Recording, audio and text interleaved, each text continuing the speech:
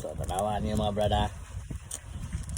Ako ba mga junk foods karon wala na may ani nga mga print. Ano niyo ha? May adlaw mga brad. Ako'y napalit ba? Niyo. Kakaon na ba mo ani? Wala pa. 1990s pa ni shout out. Ang batang 90s. Ang lasa niya kung siya ganang cheese ball gani pero wala na cheese. Kung ang iyang favoring pagkapasayang ba.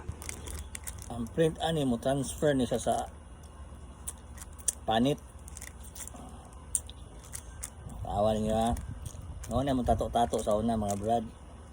Shout out din ko sa naka-imbento ani sa una. Naka-discovery ani. Kamu sa tawag ani nga print.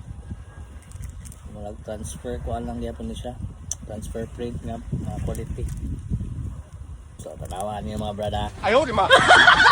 Ano ba mga junk foods karon wala na may ani nga mga print. Ano niyo ha? Tara. Uy. Wala man.